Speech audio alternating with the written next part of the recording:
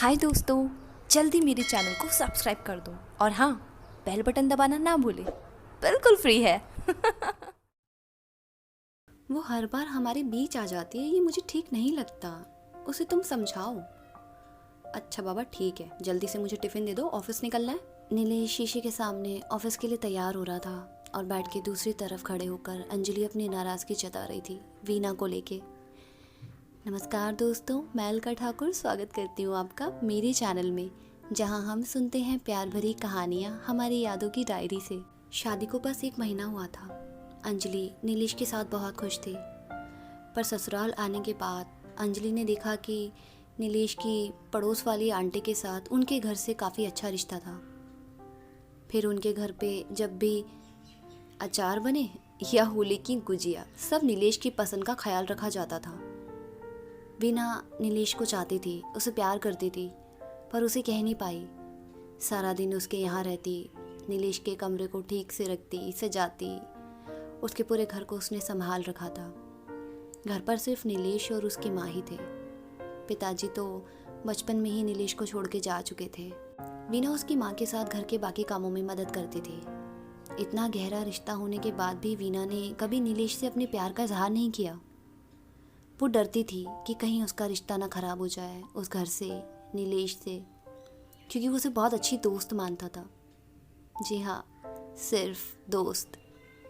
नीलेश की शादी हुई, घर में अंजलि के आने के बाद भी वीना ही नीलेश की पसंद का ध्यान रखती थी। यहाँ तक कि एक दिन ऑफिस जाते समय वीना ने नीलेश को प्यार से डांटा। क्या है नीलेश, ये कैसा कलर पहना है आज तुमने? प्रेजेंटेशन है आज ऑफिस में ना तुम्हारी, पर्पल कलर की शर्ट डालो जरा, चलो जाओ। नीलेश की कमर को पीछे से धक्का लगाते हुए वीना ने उसे कमरे में भेज दिया। अंजलि वहीं खड़ी थी। वीना के इस तरह के व्यवहार से बहुत परेशान थी, उसे जलन हो रही थी। जब नीलेश नहाने गया तो उसी ने अपने पसंद से वो ब्लैक चेक शर्ट अलमारी से निकाल कर बेड पर रखी थी। नीलेश के जाने के बाद वीना अंजलि से कहती है, क्या बना रही हो आज खाने में तुम? अंजलि उसके साथ बिल्कुल कंफर्टेबल नहीं थी, फिर भी एक झूठी हंसी के साथ उसने कहा, वो उनके लिए शाम को शाही पनीर बना दूंगी। नहीं नहीं, उसे पनीर से एलर्जी है, रात भर परेशान रहेगा वो। तुम दाल मखनी बनाना, उसे बहुत पसंद है। अंजलि को अंदर से बहुत बुरा लग रहा था कि अब कोई तीसरा आके उसे उसके ही पति की पसंद बताएगा। बिना कुछ कहे वो अंजलि से अपने कमरे में चली गई। कुछ दिन तक यही चलता रहा और नीलेश हमेशा की तरह वीना की इन हरकतों को इग्नोर करता था। पर अंजलि अब वीना को बर्दाश्त नहीं कर पा रही थी। नीलेश के साथ अंजलि कहाँ घूमने जाएगी, कहाँ खाना खाने जाएगी, कौन सी मूवी देखेगी, सब वीना डिसाइड कर रही थी। और अंजलि की नई नई शादी अब वीना की वजह से कुछ बुझी बुझी लग रही थी। रात के ठीक 1 बजे अंजलि बैठ के एक तरफ करवट लेकर लेटी हुई थी। वो सिर्फ वीना के बारे में सोच रही थी।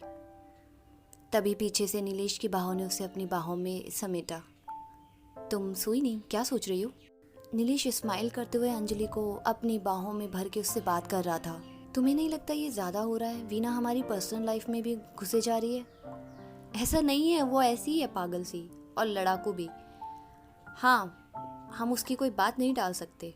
नीलेश एकदम नॉर्मल था, पर अंजलि अंदर ही अंदर जलन महसूस कर रही थी। मुझे सोना है, सुबह जल्दी उठना है। नीलेश की बाहों से दूर होकर अंजलि ने करवट ली और आंखें मूंद ली।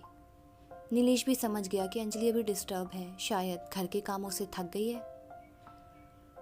पर उसे क्या पता था अंजलि के उस उद्बुदे मन में क्या चल रहा है। अंजलि दोपहर अपने कमरे में बैठ के शादी की एल्बम देख रही थी। अब वो हर तस्वीर को गौर से देख रही थी जहाँ जहाँ वीना नीलेश के साथ थी। तभी कमरे में वीना ने दस्तक दी। अंजलि क्या कर रही हो? तुम्हें इतना भी नहीं पता कि किसी के कमरे में जाते हैं तो एक बार नॉक करते हैं? ये मेरा और नीलेश का कमरा है। अब चीज़ें बदल गई हैं। बंद करो अपना हक जताना, नीलेश पे, मुझ पे और इस घर पे। वीना के कदम वहीं दहलीज पर रुक गए थे। उसकी आंखों में आंसू थे। सॉरी, मैं बस यहाँ इतना बताने आई थी कि मैं जा रही हूँ कल वापस बनारस, अब वहीं रहूँगी। अंजलि कुछ शांत हुई। वीना वहाँ से चली गई। पीछे से अंजलि ने वीना को आवाज़ लगाई, वीना सुनो तो। शिट। अंजलि को लगा उसने क्यों ही वीना को भला बुरा कह दिया, पर वो क्या करती। उसके अंदर सब भरता जा रहा था और अंजलि दिल की साफ थी, उसे जिंदगी में खामा खाम की प्रॉब्लम रखना पसंद नहीं था। उस शाम नीलेश अंजलि को डिनर पे ले गया था। माँ वीना कहाँ है, आज दिखाई नहीं दे रही। अंजलि ये सुनकर डिस्टर्ब थी, मन ही मन अपने आप को कोस रही थी कि आज उसे वीना को ऐसे नहीं बोलना चाहिए था। तभी माँ ने कहा, अरे घर पर होगी, दोपहर के बाद से दिख नहीं रही। डिनर करते वक्त अंजलि थोड़ी मायूस थी। ए कहाँ खोई हो? नीलेश ने अंजलि से, कहीं नहीं। अंजलि, वीना और मैं बहुत अच्छे दोस्त हैं, इससे ज़्यादा कुछ नहीं। घर में एक टाइम ऐसा आया था जब मैं जॉब में बिजी था, घर पे माँ बीमार थी।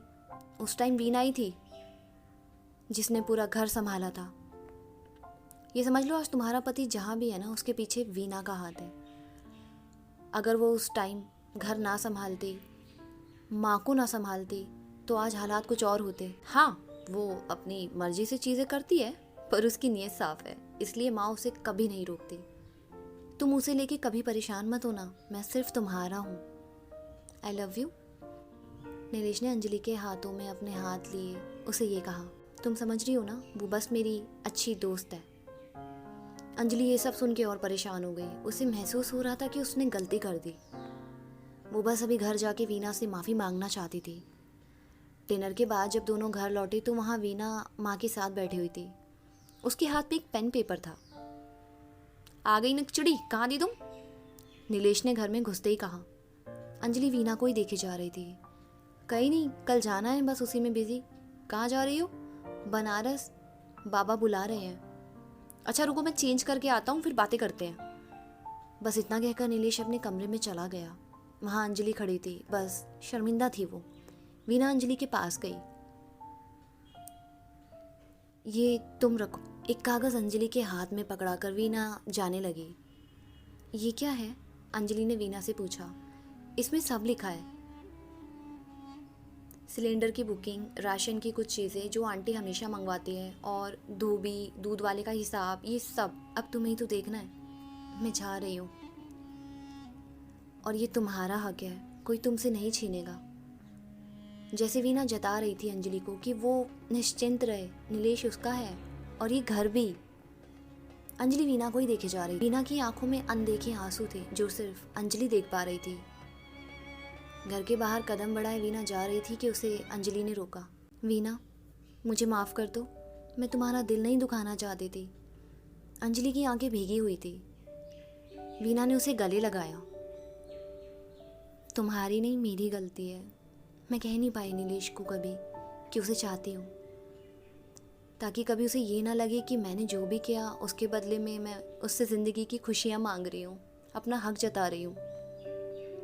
अंजलि उसके दर्द को समझ पा रही थी। उसे वीना से कोई शिकायत नहीं थी। अंजलि ने वीना को देखकर कहा, मुझे फ़ोन करोगी ना अगर मुझे कुछ समझ नहीं आया या नीलेश की पसंद का कुछ पूछना हुआ तो? वीना के लबों पर हंसी आ गई। बिल्कुल, अपना ध्यान रखना और इस घर का भी। वीना जैसे सौगात में अंजलि को अपना सब कुछ देकर जा रही थी। दोस्तों, प्यार के बाद दोस्ती का रिश्ता होता है जिसमें कोई लालच नहीं होता। उसमें रूठना, मनाना लगा ही रहता है, क्योंकि दोस्ती ही प्यार है। कैसी लगी आपको ये कहानी? प्लीज़ कमेंट कीजिए, लाइक शेयर कीजिए। मिलेंगे एक नई कहानी के साथ। आप सुन रहे थे प्यार भरे किस्से with Alka Thakur. Take care, bye bye.